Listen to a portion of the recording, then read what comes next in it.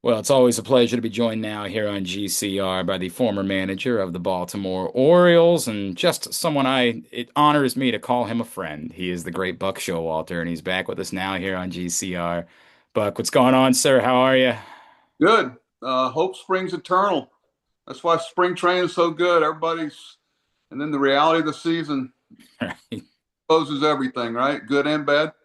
It's normally the way it works. You were here. What just that energy that you felt. And I look, opening day is special every year. We all know that. But it did feel like something to me was even a little bit different last week. And I really thought, Buck, that it was unique to like Pete Alonso's here. This is something the Orioles haven't done a lot in their history, is sign that type of player. And I don't know, it just felt like a little bit of a different vibe hanging out last week. Yeah, I agree. I don't.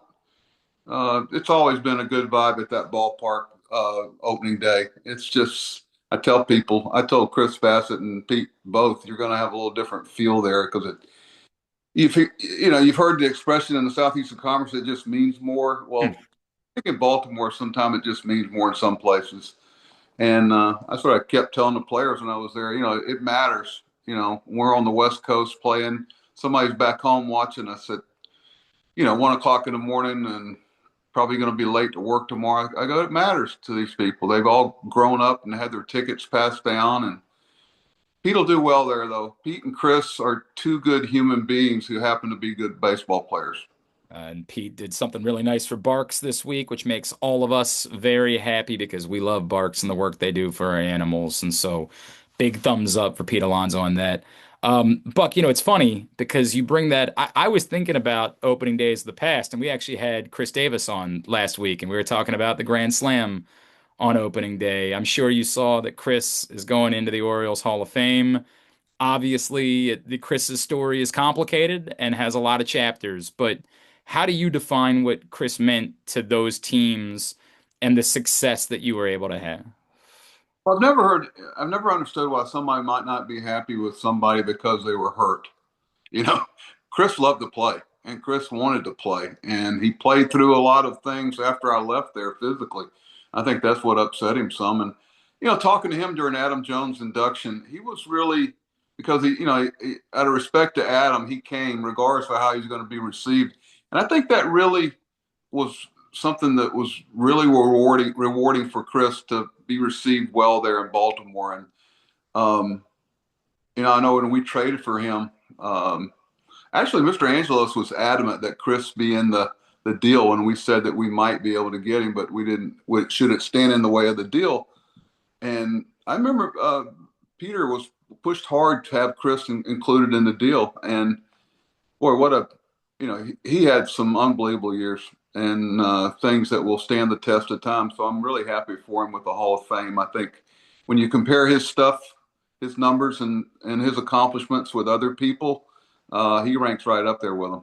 There's no question about that, and gave us an awful lot of memories over the years. And maybe, hey, take me back to the day he pitched, right? Like, can you take me back to that? And what was going through your mind when you told him that was there like a known, hey, if we've got to do this, he knows he's the guy? Every team, or at least the teams I managed, you had an emergency pitcher. There was a line there that I wasn't going to cross over. You might lose that game, but you could also lose the next week if you tax your pitching staff, and that's why I watch the way some of these bullpens are managed nowadays. They never live to fight another day, and that's why there's so much flux in them back and forth. And carrying 13 or 14 pitchers, we carried 11 or 12, and of course we look for a different type of pitcher than they look for now, but. Uh, no, I saw it coming, and I knew that we had shot our last bullet, so to speak. And I knew. I, I think I've told you before. I'm big on players' bios and getting a picture painted. I knew Chris had pitched in junior college. Hmm. Like a lot of guys, they always talk about it and what have you. And Chris was our designated pitcher because he played first base and didn't have to throw a lot, so we didn't worry about maybe having a sore arm for a little while. That's why we kind of picked him in the spring. And I didn't want to tell him a couple innings before. I want to kind of spring it on him. I just said, he was DHing that day, which made it another.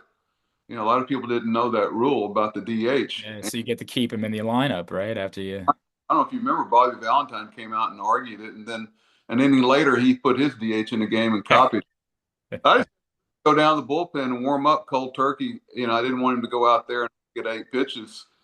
So where he didn't have time to think about it, he said later. And regardless of the outcome, I actually thought he had a better chance to keep them in check than their guy did to keep us in check. So I like the matchup. And he, Chris had pretty good stuff. He always had a great arm. He could have played third. He could have played the outfield. He could have, and he played first base. And the thing that separates first basemen is their ability to throw. And Chris's ability to throw put him at another level. If I remember right, they went with Darnell McDonald to pitch, right? And I got to tell you, there's times when you're a little giddy as a team. We were a little giddy after the game, quite frank. I wasn't, but the play, well, maybe I was, but I remember coming off the field, people were trying to suppress laughter, not because they were laughing at something funny, because they're just kind of giddy that had all worked out, and we were moving on to the next city with our bullpen intact, and I mean, you couldn't ask for a better plane ride. I'm gonna tell you that. it's pretty cool. That was a Sunday game in Boston. That was pretty cool. Buck Playing Showalter. in Um, our own ballpark, that doesn't hurt either. no, it doesn't. No, it doesn't. I want to talk to you about ABS because we've talked about it before. You've seen it now for a couple games, and there have been some crazy scenes and fans that have gotten into it as the replays go up on the screen. Now that you've seen what it looks like, has it changed at all your thoughts about what it does for baseball? No, I think it. I've been for it from the get go. I mean, until you've lost a game because an umpire. Years ago there used to be a vindictiveness, and they almost pass it down to the next crew, especially with the young players. Now we don't have that anymore, and the umpires have gotten better and better and better. And we knew they had tried and tested it. It's like in pro and college football, the replay is part of the entertainment package, so to speak. You can't wait to see the replay, and I think we're seeing that in baseball too. Now the umpire's ego is I think it's also telling you how hard it is to umpire. But anything that allows the fans to trust the game and the outer safe, sometimes I can't figure out why we have certain plays we don't review. But as long as it's fast and it's quick, which it is, I don't have a problem with it. Let's get it right. Let's get it right. And then, there. I don't like yelling at an umpire after he's had 3 or 4 calls overturned. I think that's a cheap shot. I think that's just jumping in when somebody's vulnerable. I don't like that. Well, and some of them are, like 0.3 inches off the plate. Like, I mean, come on, man.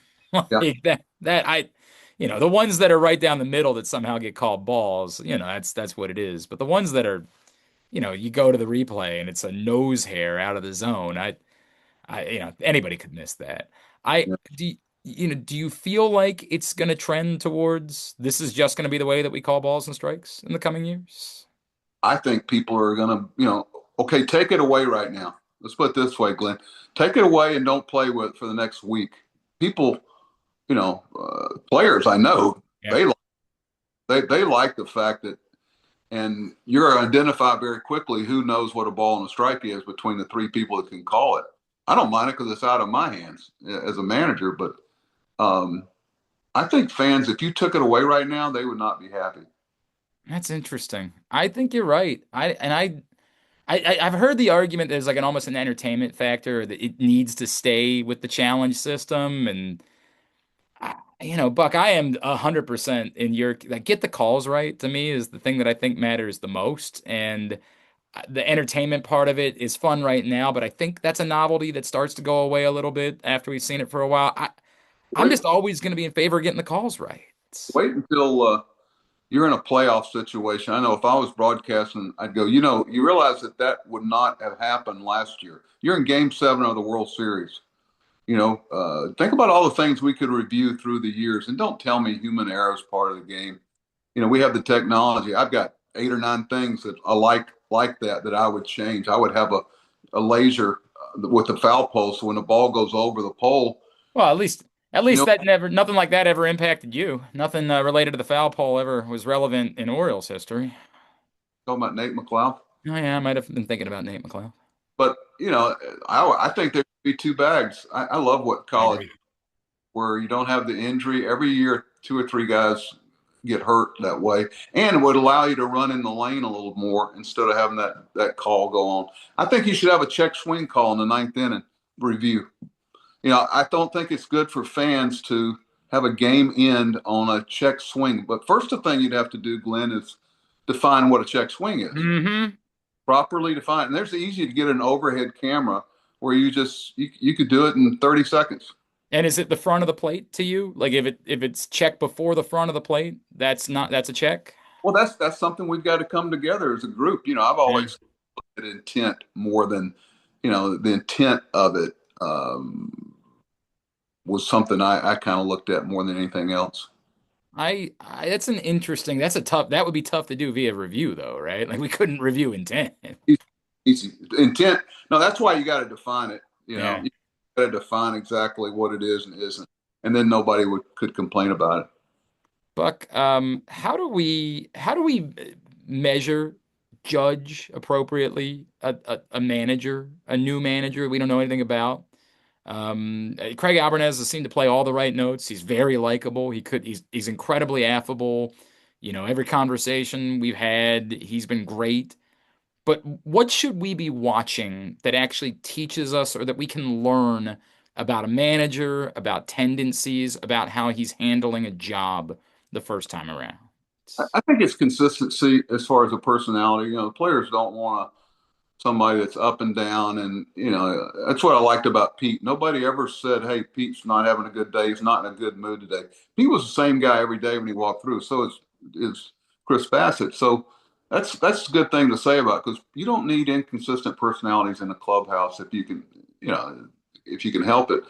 I also think the bullpen, that's the one thing. Your timing and keeping a bullpen healthy is something that a manager is responsible for. The dry humps, the things that you do needlessly. If I had to walk in a ballpark, Glenn, and I got to look at one thing that would give me a feel for a manager, I'd watch his bullpen. Hmm. How far in advance he's getting people up, and does he see things coming? Are you getting somebody up for no reason? I watched the game yesterday. It was the second inning, and they had two pitchers up in the bullpen in the second inning. Now that you don't know who's going to pitch in that situation. We never went to bed the night before a game without saying who's going to pitch tomorrow if the pitcher gets hit with a line drive with the first pitch. Hmm. You've got to be able to answer that question as a manager and a general manager because you are putting on a show every day. You better have somebody that knows the lines. It's really funny you bring that up because we saw yesterday Trevor Rogers was in a little trouble in the fourth inning, and the Orioles had Suarez up, who ultimately went in and pitched the last three innings of the game and got that save. But it's something I never thought about before. If you get two guys up, the argument is that this is somebody who's not prepared. This is somebody who has not thought through these types of situations that we all know could come up at any point in the game. You don't. That's why I remember guys like T.J. McFarland and some other guys we had that were key pieces. Not Yeah. because were had a 2 ERA or something. It's because they kept us from overtaxing the Darren O'Days and the Zach Brittons and the Jeff Johnsons and the Brad Brocks and so on, Brian Mattis, because it kept us from having to push those guys where they didn't remain healthy. I got to tell you that bullpen we had there for a few years was a pretty healthy, and it was by design. I mean, that was a special group, man. That was an incredible group that you all had together. I'm interested in this conversation is fascinating to me. Like the way you were always a poker face guy, right? Like you were always so even. I've never really talked to you about this. How much of that was you forcing yourself to be poker faced and to stay as even keel as you mentioned the guys being giddy after the Boston win, right? Like, did you want to be giddy but said, "Hey, I know I can't be, I shouldn't be"? It's just not. A lot of it's the environment that you were raised in baseball. That's why all the stuff they do, gyrations. I don't get mad. It's the world they were brought up in. Hmm. You wearing eye black when the sun's not out. I mean, it's okay. It's just what they do.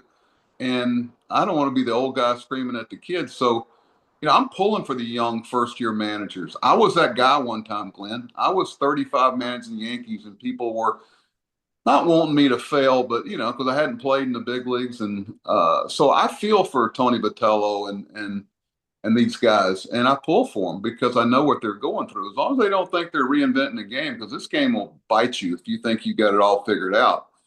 But I just didn't want the players to think I was making all these facial expressions and gyrations after they've done something poorly. I learned my lesson one time. I was coming back from, well, in Baltimore, it happened too. I was coming back from the post game, and there's like a 10-minute delay. And I was coming by the training room. There must have been 10 guys in there crowded around listening to what I had to say. Hmm. So it reminds me of how much these guys are exposed to things. There are no secrets. And sometimes you can talk too much, get in and get out. You don't have to keep talking just because nobody's asked you another question. Or sometimes you started asking us questions, which we always appreciate. By design. Buck, we've talked before about extensions. And you guys were able to do a few. Adam obviously was a game changer for the organization. Was maybe the most significant moment of that era to me. But even Markakis, Rob, they did some extensions, but the Orioles haven't done a lot of them over the years. They're doing a couple more. They did Samuel Basallo very early in his career last year. They just gave one to Shane Baz, who they had acquired. I, we like to think that that is relevant, that that matters to other guys, that it talks about the culture of the organization, that you can be rewarded here. Does that matter as much as we think it does beyond just having the player locked up? The short answer is probably not. Okay. You're going to go where the highest bidder is for the most part. I remember talking to Chris Davis. I said, he asked me about, they were in contract negotiation. I just said, Chris, how much is enough? I said, the difference between 22 million and 22 and a half. Really? I mean, so you got to pick where you're happy and where your family is and where you enjoy it. You should hear the text messages and phone calls I get from Pete about Baltimore. He said, "Man, you were right." And it's a little different than Queens and going islands, freeway, which I did every day. It's a different culture, but I think. Does it mean that somebody else is going to sign here? You're right, though, Glenn. It wasn't like we never gave somebody a contract.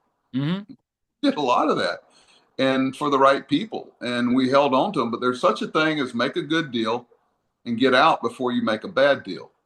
Be a year ahead of it. And I got to tell you, long-term contracts for pitchers, especially in today's game, and that's why there's such a paramount in developing your own pitchers. Hmm. Developing your own pitchers, you're going to be making some deals that you look back and go, what was I thinking? It's tough though because like we're watching Trevor Rogers, who obviously was outstanding a year ago and has gotten off to a great start, and there's that party that just says, "Boy, you found that, right? Like you found that and made it work. You hate the thought of him not being around at the end of the season when he becomes a free agent. There's a party that wants to say, "Come on, give him that money." Yeah, you look at like I'm not sure there's a better commitment than the one they made to Bassett. He's not going to every day. Chris is just going to be a consistent force there, and he's not going to let it snowball when things get a little negative and he has a bad outing or so. He's just a strong mental guy, and he's 37. But do you give a guy a contract because he's never been hurt? Well, you're not going to give out many contracts. A lot of times when a guy hasn't been hurt, well, you're going to be holding it when it happens because putting your arm over your head and jerking it down violently every 100, for 100 pitches every fifth day is not what the good Lord had in mind for your shoulder. So you're going to have issues, especially with the way these guys chase velocity now and max torque. Hmm. I played 7 or 8 years, was never on the IL, but we played through a lot of things that rightfully they shouldn't play through. We had a thing called an ace bandage. You wrapped your hamstring, you wrapped your groin, and you posted up because you're afraid somebody's going to take your job. That's kind of terrifying. That is so kind of terrifying. Buck, did you hear that the NFL is starting their season on a Wednesday night this year? Kind of like Major League Baseball opening day at night. Yeah, well, that okay. Where are you on that? Because Kirk and I were talking about it the other day, And he wants everybody playing on opening day. And I get where he's coming from, but I also think that opening day is unique to your market, right? Like it's unique to your opening day is when your team plays its first home game.